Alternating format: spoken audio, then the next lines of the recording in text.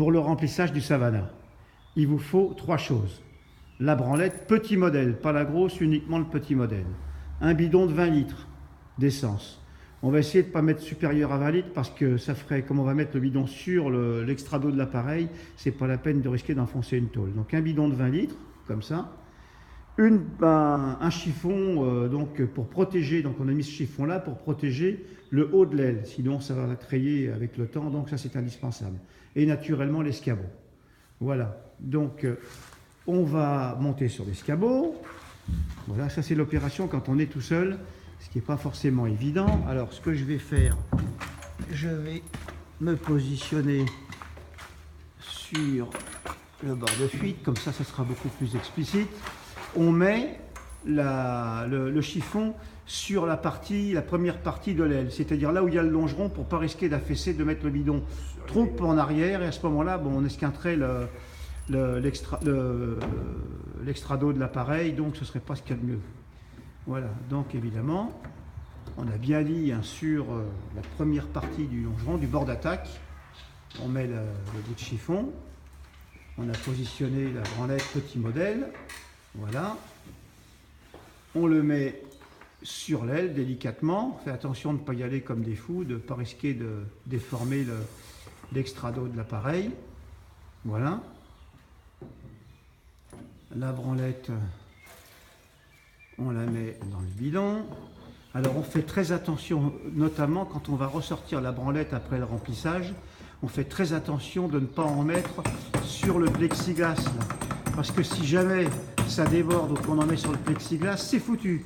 Après le plexiglas, c'est marqué à vie. Et là, vous voyez, il n'y a même pas besoin de forcer, ça vient tout seul. Donc il faut quand même rester à côté pour ne pas risquer que le bidon se retourne ou se renverse ou glisse.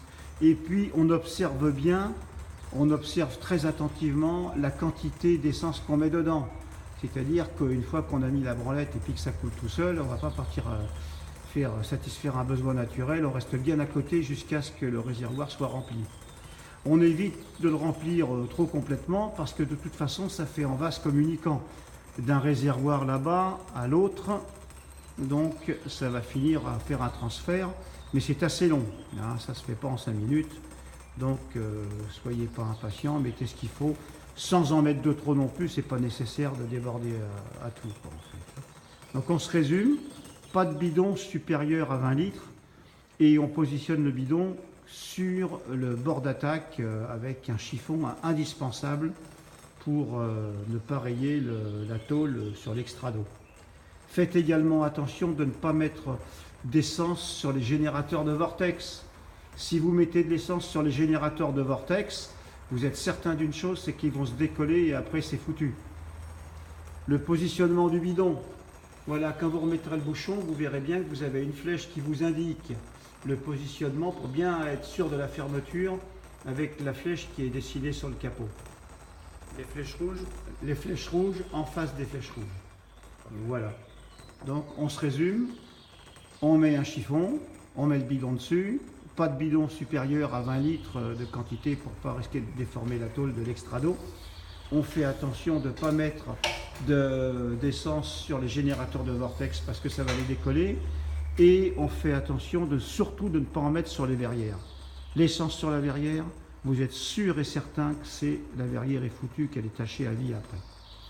Voilà donc pour le remplissage du Savannah.